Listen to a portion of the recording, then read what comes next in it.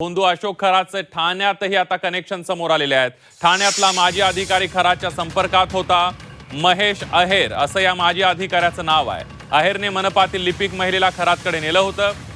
महेश अहेरने त्या महिलेला खराच्या नाशिक इथल्या ओकस कार्यालयात नेलं होतं। अहेर आणि भोंदू खरातने महिलेच्या इच्छेविरुद्ध तिच्यावरून लिंबू फिरवला आणि तिला मोती खडा घालायला दिला। या प्रकरणी कासारवडवलीमध्ये गुन्हा दाखल झालाय। पुढील तपास ठाणे क्राईम ब्रांच करते आहे। आपण बघतोय भोंदू अशोक खराचं आता ठाणे कनेक्शन सुद्धा समोर आलेलं आहे।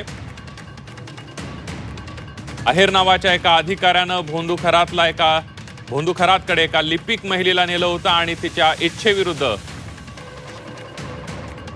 त्या लिंबू उतरवून टाकण्यात आल्याचा गुन्हा दाखल करण्यात आलेला आहे। अहेरने मनपातील लिपिक महिलेला खरातकडे नेलं होतं आणि तिच्या विरोधात तिच्या मनाच्या आणि इच्छेच्या विरोधात काही विधी करण्यात आले होते। शुभम कोळी आपले प्रतिनिधी आपल्या सोबत आहेत। शुभम, निश्चितच पाहिलं तर अशोक खरात यांचा प्रकार ठाण्यामध्ये देखील असल्याचं समजलं जात आहे। ठाणे महानगरपालिकेचे एक माजी अधिकारी आहेत, त्यांनी ठाणे महानगरपालिकेमधील एका कर्मचारीला जे आहेत ते अशोक खरात यांच्या संपर्कामध्ये आणलं होतं। काही विधी विभाग जे आहेत त्यावेळेस त्या ठिकाणी पूर्ण केले होते आणि त्यानंतरच त्या महिलेच्या इच्छेविरोधात काही कृत्य देखील त्यावेळेस करण्यात आले होते। आणि या संपूर्ण प्रकरणाचा ठाण्यामध्ये एका पोलीस स्थानकामध्ये जो आहे त्या महिलेने तक्रार केलेली आहे आणि या संदर्भात जे आहे ते पुढील तपास कासारवडवी पोलीस स्थानकाच्या माध्यमातून करण्यात येत आहेत।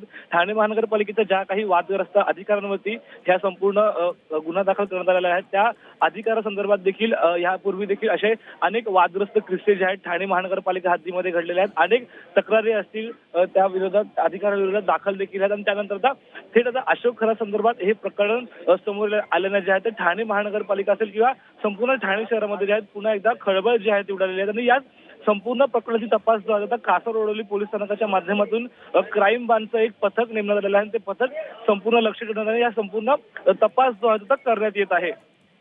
अगदी शुभम, धन्यवाद दिलेल्या सविस्तर माहितीबद्दल।